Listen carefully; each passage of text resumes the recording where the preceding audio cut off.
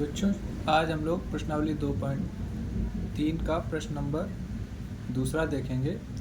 दूसरा प्रश्न कहता है कि गुणनखंड प्रमेय लागू करके बताइए कि निम्नलिखित स्थितियों में से प्रत्येक स्थिति में gx px का एक गुणनखंड है या नहीं। मतलब हमें गुणनखंड प्रमेय का प्रयोग करके बताना है कि ये जो नीचे क्वेश्चन दिए हैं px का gx गुणनखंड है या नहीं है। ठीक है, तो गुणनखंड प्रमेय हमने गुणनखंड इसके एक हमने लेक्चर इस पे डाल रखा है, आप उसको देखिए। उसमें हमने गुणनखंड प्रमेय की बहुत ही बारीकी से चर्चा की है। ठीक है, फिर आकर ये लेक्चर देखिए, आप लोग क्वेश्चन अपने आप ही फिर कर लेंगे। ठीक है, तो हम लोग शुरू करते हैं। गुणनखंड प्रमेय क्या थी? गुणनखंड प्रमेय ये कहती है कि अगर कोई बहुपद ठीक किसी दूसरे बहुपद का गुणनखंड है तो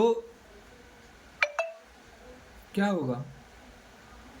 तो a उस गुणनखंड में रखने पर a उस गुणनखंड a मतलब कि जैसे कि x+1 बराबर x+1 इसका गुणनखंड, ये पूछ रहा है कि x+1 इसका गुणनखंड है या नहीं है। किसका? समीकरण बहुपद हमारा 2x + x² - 2x - 1 इसका x+1 गुणनखंड है या फिर नहीं है। तो ये हम लोग कैसे पता करेंगे?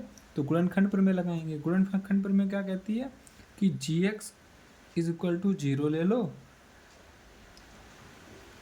ठीक है, और वहां से x का मान निकाल लो, x का मान निकाल लो, और वो x का मान इस वाले बहुपद में रखकर देखो, अगर शेषफल 0 बचता है तो गुणनखंड होगा, अगर शेषफल 0 नहीं बचता है तो नहीं होगा।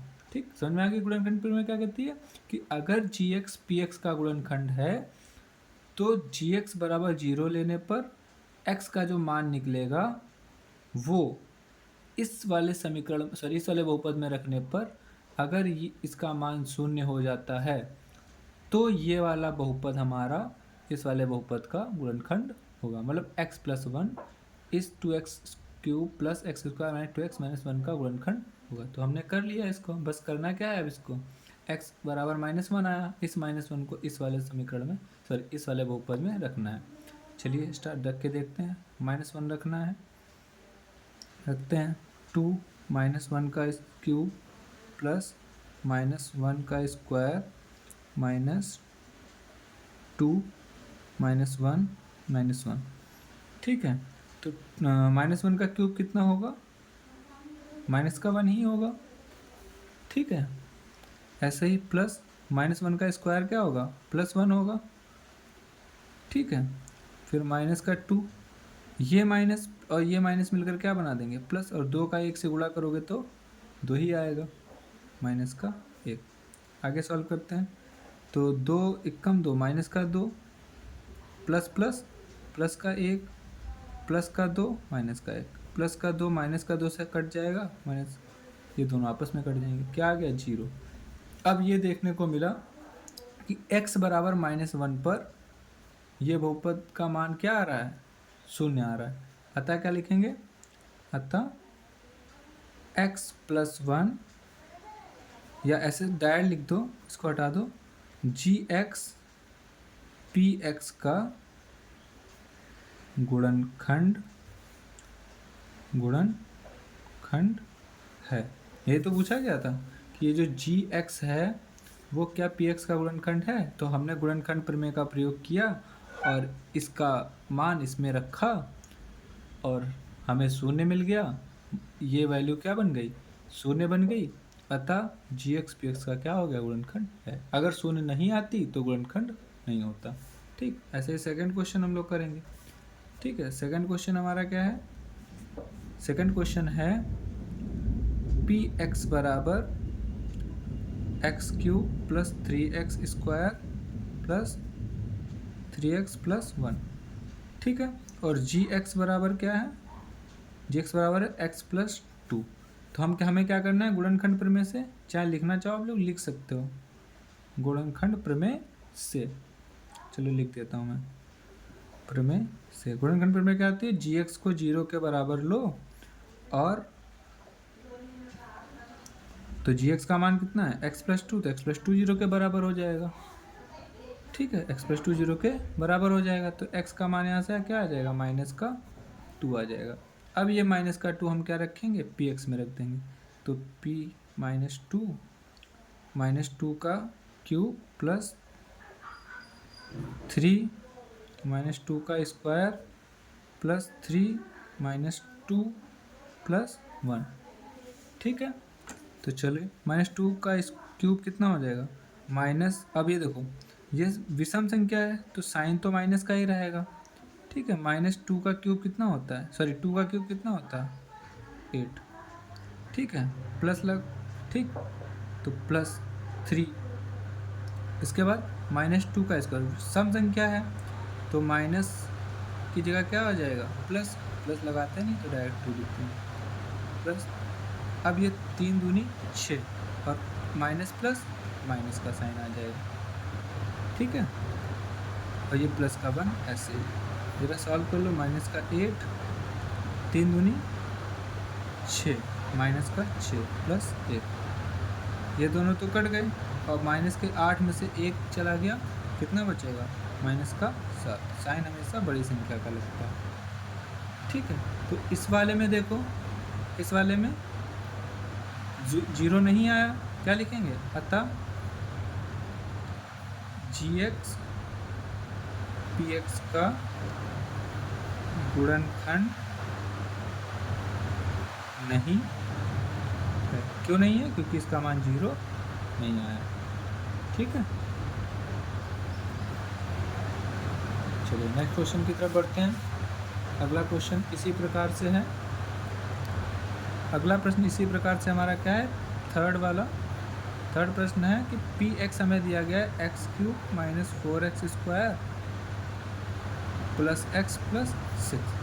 ठीक है, और जी एक्स इसका कितना दिया गया है x - 3। तो फिर हम वही करेंगे, जी एक्स बराबर क्या ले लेंगे 0, जहाँ से x - 3 बराबर 0 हो जाएगा, तो x बराबर क्या मिलेगा 3। ये करना आता हो, अगर आप लोगों को कोई भी दिक्कत होती, कोई भी चीज़ नहीं समझ में आती तो प्लीज़ कमेंट में बताएं, मैं हर चीज़ को आप लोगों को डिटेल में समझाऊंगा। ठीक है, अगर आप कमेंट में बताएंगे कि ये कैसे आ रहा है, मुझे नहीं समझ में आया, तो ये भी मैं बताऊंगा कि कैसे आता है। ठीक है, चलिए आगे बढ़ते हैं। अब x की वैल्यू क्या आ गई 3, और इसको उठाकर इसमें रख दो, तो p3 बराबर 3 का क्यूब माइनस 4, 3 का स्क्वायर प्लस 3 प्लस 6। ठीक है, तो 3 का क्यूब कितना होगा 27, 3 का क्यूब कितना हो जाएगा 27। ठीक है, माइनस का 4, 3 का स्क्वायर कितना हो जाएगा 9। ठीक, plus 3 plus 6, 27 minus plus minus 9 चौक 36। ठीक है, प्लस 3 प्लस 6, 27 प्लस 3 कितना हो जाएगा 30 प्लस 6 36, मतलब ये तीनों सारे आपस में कट हो जाएंगे। कैसे कट हुए वो मैंने बताया, 27 प्लस 3 कितना हो जाएगा 30, 30 में 6 जोड़ोगे 36, और ये इन तीनों को मिलाकर प्लस का क्या आएगा, प्लस का 36 आएगा, और ये माइनस का 36 है, तो कट हो जाएंगे, मतलब आंसर क्या आएगा 0। ठीक है, अतः क्या लिखेंगे, अतः जी एक्स पी एक्स का गुणनखंड है। ठीक है, तो इस प्रकार से हमने क्या किया, अपने सेकंड क्वेश्चन के सारे पार्ट्स हल कर लिए, जो कि बहुत ही इजी था। ठीक है, समझ में आ गया। चलिए आगे बढ़ते हैं। तो बच्चों सेकंड क्वेश्चन हम लोगों ने सॉल्व कर लिया पूरी तरीके से। अब हम लोग सॉल्व करेंगे थर्ड क्वेश्चन। थर्ड क्वेश्चन क्या है, थर्ड क्वेश्चन यह है कि k का मान ज्ञात कीजिए, k का मान ज्ञात करना है, जबकि निम्नलिखित स्थितियों में से प्रत्येक स्थिति में x - 1 px का एक गुणनखंड। मतलब क्या कह रहा है कि ये जितनी भी स्थितियां आप लोगों को दी गई हैं, ठीक है, जितने भी, ठीक है, इन सब में जो x - 1 है वो इन सब का क्या है गुणनखंड है। ठीक है, अब आप लोगों को पता है कि अगर कोई संख्या या कोई बहुपद किसी दूसरे बहुपद का गुणनखंड होता है तो उसका जो मान होता है, उसका जो x का मान होता है वो पहले वाले बहुपद में रखने पर पहला वाला बहुपद का हल क्या आता है, शून्य आता है। ठीक है, तो इसी चीज़ को फॉलो करते हुए हम सारे क्वेश्चन लिखेंगे। ठीक है, पहला क्वेश्चन क्या है, थर्ड का, पी एक्स बराबर x square plus x plus के, ये क्वेश्चन है।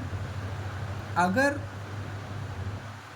यदि x minus one P x का गुणनखंड है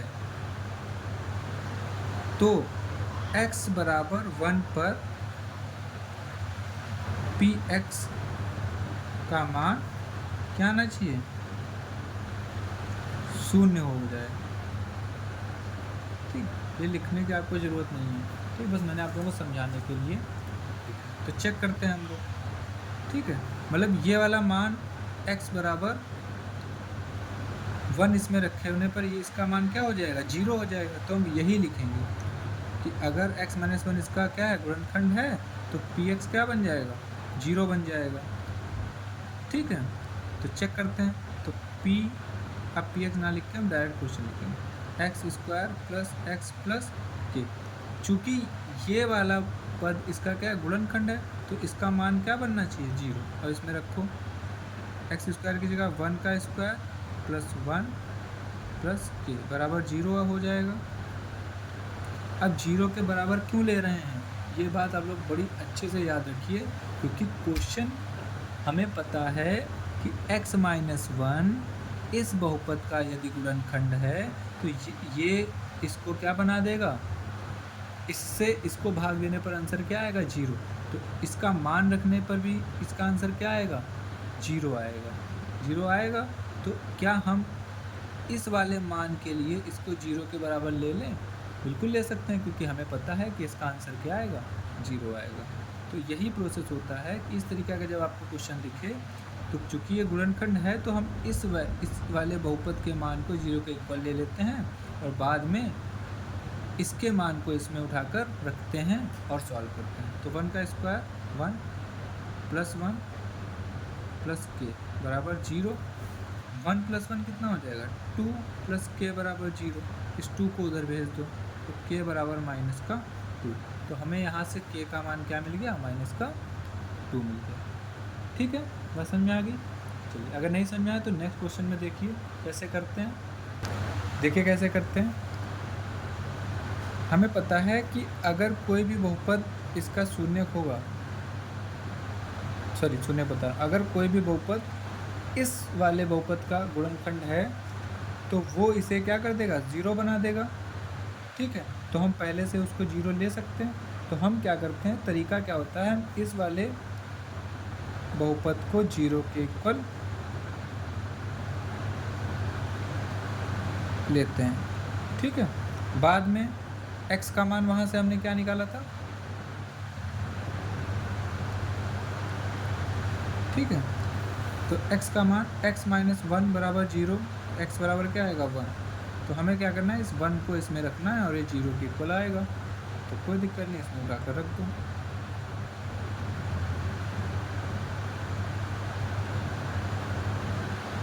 ठीक है, तो 1 का स्क्वायर 1 और 2 से गुणा करा दोगे तो 2 ही आएगा, प्लस के प्लस रूट बराबर 0। अब सारे मान उधर भेज दो तो के का मान क्या आ जाएगा, 2 उधर जाएगा माइनस का, और ये रूट 2 उधर जाएगा, ये भी माइनस का। ठीक है, तो के का मान क्या आ गया, माइनस का 2 माइनस रूट 2। ठीक है, इसी तरीके से थर्ड क्वेश्चन हम लोग करेंगे। थर्ड क्वेश्चन क्या है हमारा, थर्ड क्वेश्चन है के X square minus root 2x plus 1। Same process क्या है, इसको 0 के इक्वल ले लो और बाद में x बराबर 1 जो कि यहाँ दिया हुआ है, x माइनस 1, इसको इक्वल 0 करोगे तो x की वैल्यू क्या आएगी, 1 आएगी। उसको उठाकर इसमें रख दो तो k 1 का स्क्वायर माइनस रूट 2 1 प्लस 1 बराबर 0। तो k आएगा, 1 का स्क्वायर 1 होता है और k की 1 से गुणा तो k। माइनस रूट टू, 1 के उड़ा रूट टू से तो रूट टू प्लस 1 बराबर 0। इनको उधर भेज दो तो k बराबर क्या आ जाएगा, ये माइनस का उधर जाके प्लस का और प्लस का उधर जाके माइनस का, तो k बराबर ये आ जाएगा। ठीक, ऐसे ही फोर्थ क्वेश्चन करेंगे हम लोग। ठीक, फोर्थ क्वेश्चन क्या हो जाएगा, के X square minus 3x plus के, इसको 0 के इक्वल ले लेंगे। ठीक है, और फिर x बराबर इसमें 1 रखेंगे, तो k 1 का स्क्वायर माइनस 3 इंटू 1 प्लस के बराबर 0। तो ये 1 का स्क्वायर 1 ही होगा और ये k आ जाएगा माइनस 3 प्लस 1 बराबर, सॉरी k बराबर 0। ये k और k कितना हो जाएगा, 2k हो जाएगा, माइनस 3 बराबर 0। तो 2k बराबर माइनस 3 उधर गया प्लस का 3, जिससे k बराबर हमें क्या मिला, 3/2। ठीक, तो इस वाले क्वेश्चन के में हमें k का मान ही ज्ञात करना था x माइनस 1 पर। ठीक है, जो कि हमने ज्ञात कर लिया। ठीक है, चलिए हम लोग नेक्स्ट क्वेश्चन की तरफ बढ़ते हैं। तो बच्चों नेक्स्ट क्वेश्चन है हमारा, गुणनखंड ज्ञात कीजिए। अब ये नहीं कहा गया इसमें कि किस विधि से ज्ञात करना है। गुणनखंड ज्ञात करने की मैंने 2 विधियाँ आप लोगों को पढ़ाई हैं। ठीक, एक विधि थी कौन सी, मध्यपद विभक्त। तो जो मध्यपद विभक्त विधि है वो केवल द्विघात बहुपद में ही लगती है। द्विघात बहुपद ये सब मैंने बताया है, द्विघात बहुपद कौन सा होता है, एक रैखिक बहुपद कौन सा होता है, त्रिघात। तो आप लोग पुराने लेक्चर देखिए, उसमें आप लोगों को ईजिली पता चल जाएगा। और अगर आपने इसके पहले वाला वीडियो देखा होगा, सॉरी गुणनखंड बहुपदों का गुणनखंड एक लेक्चर मैंने डाला है, वो अगर आपने देखा होगा तो ये क्वेश्चन आप इजीली सॉल्व कर लेंगे। चलिए शुरू करते हैं।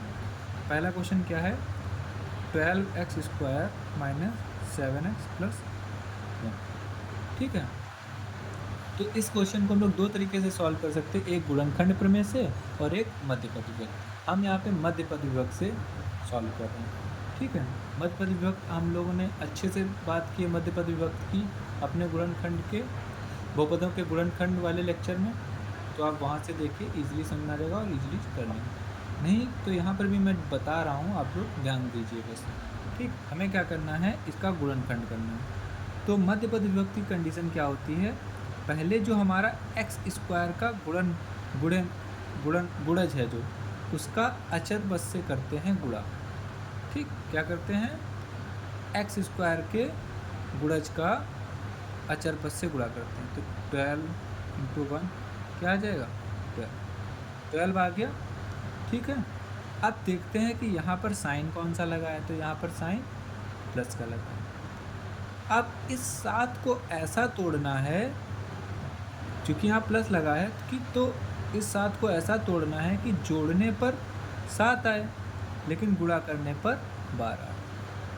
ध्यान से समझना, यही एक मेन चीज़ है, बाकी सब तो नॉर्मल है। हमें मध्यपद विभक्ति वाली ये हमारी क्या है, मध्यपद विभक्त वाला मेथड है ना, तो मध्यपद को तोड़ना है। मध्यपद इसमें क्या है, 7। अब 7 को ऐसा तोड़ो कि जोड़ने पर, क्योंकि यहाँ प्लस लगा है तो जोड़ने पर क्या है, जोड़ने पर 7 आए और गुणा करने पर क्या है, 12 आए। तो फिर हमने 7 को जब तोड़ा तो 4 प्लस 3, 4 प्लस 3, 4 प्लस 3 कितना होता है, 7 होता है, और 4 गुणे 3 कितना होता है, 12 होता है। तो क्या देखो दोनों कंडीशन फॉलो हो रही हैं। 4 और 3 को गुणा करने पर 12 आ रहा है जो कि हमें चाहिए था, और 4 और 3 को जोड़ने पर 7 आ रहा है जो कि हमें चाहिए था। ठीक है, तो इस मध्यपद को विभक्त कर देंगे। अब हम लोग मध्यपद को विभक्त कर देते हैं, और ये गलती मत करना, जो गुणा करके लाए वो यहाँ पर लिख देना। लिखना कुछ नहीं है, बस ये हमें मध्यपद को विभक्त करने की कंडीशन है, बस उसको फॉलो करने के लिए हमें एक्स स्क्वायर के गुणज का अचर पद से गुणा करना पड़ता है। ठीक है, तो 12x स्क्वायर माइनस, अभी 7 को तोड़ा है हमने, किसमें तोड़ा है, 4 प्लस 3, तो 4 प्लस 3, और साथ में क्या है, x। 7 की जगह पे ये लिख दिया तो x तो इसके साथ में ही रहेगा, और प्लस प्लस। अब सॉल्व करेंगे हम लोग इसको, तो 12x स्क्वायर ऐसे हमारा माइनस प्लस माइनस, और x का अंदर गुणा कराओगे तो 4x। वैसे ही फिर माइनस प्लस माइनस और x का 3 से गुणा 3x प्लस 1। अब हम क्या करेंगे, दो दो के पेयर बना लेंगे और उनमें कॉमन लेंगे। देखो इसमें क्या कॉमन दिख रहा है, 12, इसमें देखो 4 कॉमन मिल रहा है। और देखो 12 को अब देखो कॉमन कैसे लेते हैं मैं एक बार बताऊंगा, बाकी सब में आप ऐसे ही 12 को क्या लिख सकते हो, 4 गुणे 3, ठीक है। और एक्स स्क्वायर को क्या लिख सकते हो, x इंटू एक्स। यहाँ पर देखो, यहाँ पर भी 4 है और x है, और यहाँ पर भी 4 है और x है, तो 4x कॉमन मिल जाएगा। बचा क्या इसके पास, सिर्फ 3 बचा, 3 और एक x बचा, तो वो x लिख लेंगे। माइनस, अब प्लस का लिया है तो प्लस माइनस माइनस, यहाँ माइनस का ही साइन रहेगा। और यहाँ से तो पूरा 4x हमने निकाल दिया ना, तो यहाँ पर कुछ नहीं बचा तो 1 बचा। फिर यहाँ पर देखते हैं सेम प्रोसेस, यहाँ पर कुछ भी कॉमन नहीं दिख रहा, क्योंकि यहाँ पर 3 है और x है, और यहाँ पर केवल 1 है, कुछ भी कॉमन नहीं दिख रहा। जब कुछ भी कॉमन नहीं मिलता है तो हम लोग 1 कॉमन लेते हैं। माइनस का साइन लगाए तो माइनस का 1 कॉमन ले लेंगे। और समझ आई, जब माइनस का 1 आपने कॉमन ले लिया तो इसमें से 3x में से 1 निकाल दो, कोई फ़र्क पड़ेगा, नहीं पड़ेगा, ठीक।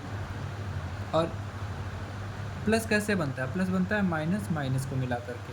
तो एक माइनस जब तुम निकाल लोगे उसमें से तो बचेगा क्या, एक माइनस बचेगा, तो वो एक माइनस यहाँ रह जाएगा, तो प्लस 1, ठीक है। अब देखो इन सब में ये एक पेयर हो गया, एक ये पेयर हो गया, इसमें क्या कॉमन मिल रहा है, तो 3x माइनस 1 कॉमन मिल रहा है, और बचेगा क्या, 4x माइनस 1, 4x माइनस 1। तो इस तरीके से इसके गुणनखंड हमें मिल जाएंगे। 12x square minus 7x plus 1 का गुणनखंड क्या हो जाएगा, 3x माइनस 1, 4x माइनस 1, ठीक है। समझ में आ गया, चलिए आगे बढ़ते हैं। तो दूसरे क्वेश्चन की तरफ हम लोग बढ़ते हैं। सेकंड क्वेश्चन हमारा क्या है, 2x square plus 7x plus 3। फिर से वही प्रोसेस, हमें क्या करना है, अचर पद का एक्स स्क्वायर के गुणज से गुणा करना है। तो अचर पद क्या है 3 और एक्स स्क्वायर का गुणज क्या है 2। 3 और 2 की गुणा करोगे, 3 गुणे 2 करोगे, कितना आएगा 6, ठीक है। मध्य पद विभक्त करना है, चलिए मध्य पद विभक्त कर देते हैं। 7 को ऐसा तोड़ो कि जोड़ने पर 7 आए, क्योंकि यहाँ प्लस लगा है इसलिए जोड़ने पर 7 आए, और गुणा करने पर क्या है 6 आए।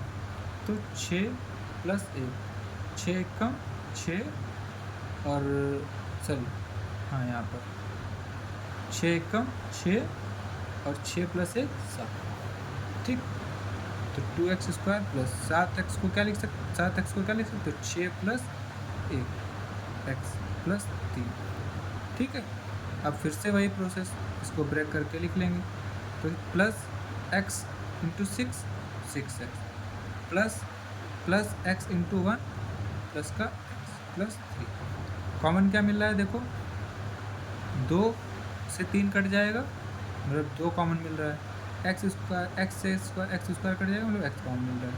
तो यहाँ पर क्या बचा, यहाँ पर केवल x बच रहा है, प्लस यहाँ से x निकाल दिया और 6 को भाग कर दिया तो 3 बच रहा है। यहाँ पर कुछ कॉमन नहीं मिल रहा, तो जहाँ कुछ कॉमन नहीं मिलता वहाँ 1 कॉमन लेते हैं हम लोग, ठीक है। तो x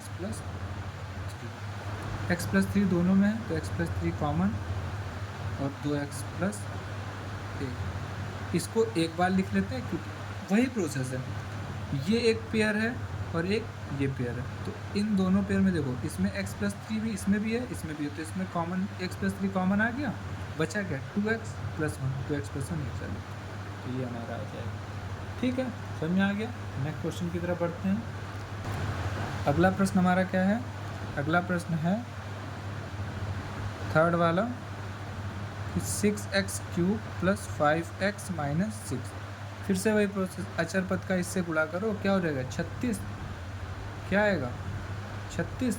36 को ऐसा तोड़ो, यहाँ क्या लिखा है, कौन सा साइन है यहाँ पर, माइनस का। 36 को ऐसा तोड़ो कि गुणा कर, उन दो संख्याओं का गुणा करने पर 36 आए और घटाने पर 5 आए, ठीक। तो क्या हो सकता है, तो 9 माइनस 4 बराबर कितना होता है 5, और 9 गुणे 4 कितना होता है 36, ठीक है। ये आप लोगों को बहुत प्रैक्टिस से आएगा। जब आप लोग काफ़ी क्वेश्चन की प्रैक्टिस कर लोगे तो डायरेक्ट आने लगेगा। ठीक है, तो क्या लिख सकते हैं, ये गलती से क्यूब लिख गया है, ये स्क्वायर है, तो क्या है स्क्वायर। तो 6x² प्लस 5 को क्या लिखेंगे, 9 माइनस 4, 9 माइनस 4 और x माइनस 6। अब सॉल्व करते हैं। x प्लस का, ये प्लस का साइन है, तो प्लस के अंदर गुणा कराओगे तो प्लस ही रहेगा, और फिर x की गुणा कराओगे तो 9x बन जाएगा, प्लस का 9। फिर प्लस माइनस माइनस 4 गुणे x 4x, ठीक, माइनस का 6। कॉमन देखो क्या मिल रहा है, तो हमने क्या बताया, दो दो के पेयर बना लेंगे। ये दोनों चीज़ें 3 से भाग हो जाएंगी तो 3 कॉमन आएगा, और x से भी भाग हो जाएंगी तो x कॉमन आएगा। 3 दूनी 6 x प्लस 3 3 9, लेकिन x तो बचेगा नहीं। माइनस कॉमन, इन दोनों में ये दोनों संख्या किस संख्या से भाग हो जाएंगी, वही कॉमन होगा, तो केवल 2 से भाग होंगी, ठीक, x से तो होंगी नहीं, तो केवल 2 बाहर आ जाएगा। 2 दूना 4 x, और ये माइनस कॉमन ले लिया तो यहाँ क्या बचेगा, प्लस हो जाएगा। ठीक है, अब माइनस कॉमन लोगे तो प्लस, जो कॉमन लेते हो उसका उल्टा साइन हो जाता है, लेकिन प्लस कॉमन में ऐसा नहीं है। तो माइनस अगर आप कॉमन ले रहे हो तो माइनस की वजह से अंदर वाला साइन पलट जाता है, लेकिन अगर प्लस साइन कॉमन ले रहे हो तो साइन पर कोई फ़र्क नहीं पड़ता है, ऐसे याद रखें। ठीक है, इसका भी तरीका है। अब 2 3 6, ठीक, ये दोनों सेम है, तो 2x प्लस 3x माइनस, ठीक, तो ये भी हमारा सॉल्व हो गया। ठीक है, चलिए नेक्स्ट क्वेश्चन की तरफ बढ़ते हैं। अगला क्वेश्चन है हमारा 3x² माइनस x माइनस 4। ठीक है, फिर से वही अचर पद का गुणा करा दो, 4 3 12, क्या आया, अचर पद का गुणा कराने पे आया 12। यहाँ पर क्या है, कुछ नहीं दिख रहा आप लोगों को, मतलब यहाँ पर 1 है, ठीक, और यहाँ पे साइन कौन सा लगा, माइनस। ठीक है, मतलब ऐसी दो संख्याएं देखनी हैं जिनको गुणा करने पर 12 आए और उसको माइनस करने पर 1 आए। अरे ये तो मुझे ईजिली मिल गया, 4 3 12, 4 में से 3 गया 1, ठीक, तो 3x² माइनस 1 की जगह क्या लिखोगे, यहाँ पर 1 की जगह लिखो 4 माइनस 3, क्योंकि घटाने पर 4 में से 3 घटाओगे 1 ही तो आएगा, x माइनस 4। ये मैंने समझाने के लिए लगाया था, ये मैं समझ गया। अब तोड़ लो इसको, माइनस की 4 से गुणा तो माइनस, और x से फिर गुणा करोगे तो 4x, माइनस की माइनस से गुणा प्लस, फिर x से 3 की गुणा 3x माइनस 4। दोनों में देखो क्या कॉमन मिल रहा है, तो ये दोनों नंबर्स किससे भाग हो जाएंगे, 3 और 4। 3 एक प्राइम नंबर है तो कोई कॉमन फैक्टर इसका होगा नहीं, मतलब किसी से नहीं भाग होंगे, लेकिन x² है, यहाँ x है, मतलब x से भाग हो जाएगा, तो x कॉमन हो गया, बचा क्या 3x माइनस, यहाँ से x चला गया, क्या बचा केवल 4।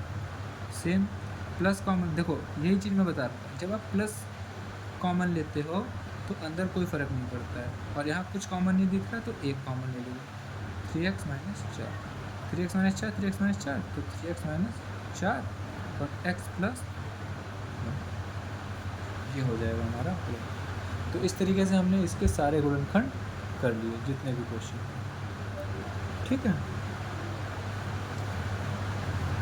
अब 5th क्वेश्चन अगर मैं आप लोगों को कराऊंगा तो वीडियो काफ़ी लंबा हो जाएगा, इसलिए 5th क्वेश्चन हम लोग नेक्स्ट वीडियो में कर लेंगे।